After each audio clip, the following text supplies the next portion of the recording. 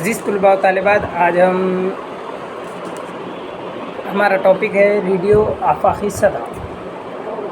سب سے پہلے ہم دیکھتے ہیں ریڈیو کی ابتدا۔ دوریوں کو لمحوں میں طے کرنے یا دوریوں کے چشم زون میں سمٹنے کا خواب کتنا قدیم ہے، اس کا تصور بھی محال ہے، مگر ٹیلی گراف کی ایجاد کے بعد ہی اس کے شرمندہ تعبیر ہونے کی ابتدا ہو گئی۔ اس سے پہلے کسی بھی پیغام کا ایک تیز رفتار گھوڑے سے زیادہ تیزی سے بھیجے جانے کا تصور نہیں کیا جا سکتا تھا، مگر 19ویں صدی کے وسط تک منظر عام پر آنے والی ایجادات نے مواصلاتی نظام میں ایک انقلاب کسی کیفیت پیدا کر دی۔ برقی ٹیلی گراف 1844 عیسوی، ٹیلی فون 1876 عیسوی، وائرلیس ٹیلی گراف 1896 اور ریڈیو فون 1906 کی ایجاد کے بعد خبر رسانی تیز گام گھوڑے کے وسیلے سے آگے جا کر روشنی کی رفتار کے برابر ہو گئی، مگر اس کا تعلق تاروں سے منقطع نہیں ہوا۔ 1887 عیسوی میں ایک اطالوی شخص مارکونی نے پیغامات نشر کرنے کا کامیاب تجربہ کیا۔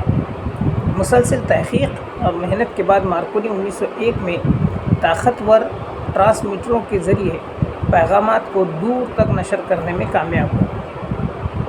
پیغام رسانی کا یہ طریقہ ٹیلی گراف سے بہتر تھا۔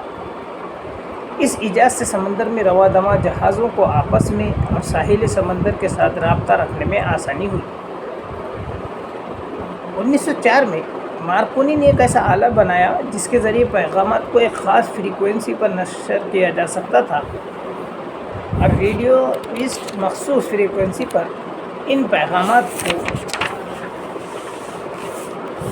وصول کر سکتے تھے۔ اس طور پر الگ الگ فریکوینسی پر الگ الگ پیغام بغیر کسی دوسرے پیغام پر خلل انداز ہوئے نشر کیے جا سکنے کی راہ ہموار ہوئی۔ 1906 میں رینالڈ فیسنڈین نے بوسٹن کے قریب واقع ایک تجرباتی اسٹیشن سے ٹیلی فون کے ماؤتھ پیس کو مائکرو فون کے طور پر استعمال کر کے اپنی آواز کو نشر کرنے کا پہلا کامیاب تجربہ کیا۔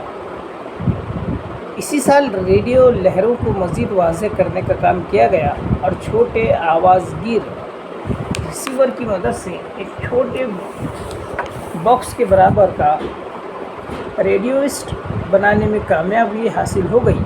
یہ کارنامہ ڈی فارسٹ لی نے انجام دیا۔ ریڈیو آوازوں یا دوسرے سگنلوں کو برقی مقناطیسی لہروں میں تبدیل کر کے کام کرتا ہے۔ یہ برقی مقناطیسی لہریں ریڈیو لہریں بھی کہلاتی ہیں، جو ہوا اور خلا میں سفر کرتی ہے۔ ریڈیو لہریں ٹھوس اشیاء مثلاً دیواروں سے بھی ہو کر گزر جاتی ہیں۔ ریڈیو لہریں روشنی کی رفتار یعنی 2,99,792 کلومیٹر فی گھنٹہ فی سیکنڈ کی رفتار سے سفر کرتی ہے۔ ہمارا ریڈیو ریسیور ان لہروں کو واپس اصل آواز میں تبدیل کر دیتا ہے۔ یوں ہم ریڈیو سے استفادہ کرتے ہیں۔ نشریات کے ناقدین نشریات اور پیغام رسانی کے سلسلے میں کلیدی اہمیت کے کئی معاملات میں متفق نہیں ہیں۔ ولیم اے ریورس کے خیال میں یہ چیز بحث کا موضوع ہے کہ کب اور کس کی آواز سب سے پہلے نشر ہوئی۔ ایک خیال یہ ہے کہ 1892 عیسوی میں مریکی کے قریب اسٹیل فیلڈ نے اپنے ایک ساتھی کی آواز کا مظاہرہ کیا تھا۔ دوسرے خیال کے مطابق 1906 میں فیسنڈین نے براؤن راک سے ایک فی الہدیہ پروگرام نشر کیا تھا جسے آس پاس موجود پانی کے جہازوں پر سنا گیا تھا۔ ایک اور خیال یہ ہے کہ دنیا میں پہلی بار ریڈیو ٹرانسمیشن سے پروگرام سینٹ پیٹرز برگ میں شروع ہوئی ہے، جبکہ برطانیہ کے جیمز فورڈ سے مارکونی کمپنی نے 22 فروری 1920 عیسوی کو نشریات شروع کی۔ ایک خیال یہ بھی ہے کہ نشریات کی تاریخ کو یا تو 1864 سے جوڑا جا سکتا ہے، جب کلرک میکسویل نے برقی مقناطیسی لہروں کی تخلیق یا ترسیل کے نظریات پیش کیے، یا اسے 1888 سے جوڑا جانا چاہیے جب ہینڈرک روڈولف ہرٹز نے ان کا تجرباتی مظاہرہ کیا۔ شاید اسی لیے بہت کم ناقدین نے مارکونی سے نشریات کی تاریخ کی ابتدا کی بات کہی ہے۔ نشریات کے ناقدین اور مورخین اس کا اعتراف کرتے ہیں کہ مارکونی، جسے آج دنیا ریڈیو کی موجد کے طور پر جانتی ہے، نے دوسرے سائنسدانوں کی ایجاد سے خاطر خواہ فائدہ اٹھایا اور اپنے معاصرین میں سب سے پہلے نشریات میں منافعت کا اندازہ لگایا۔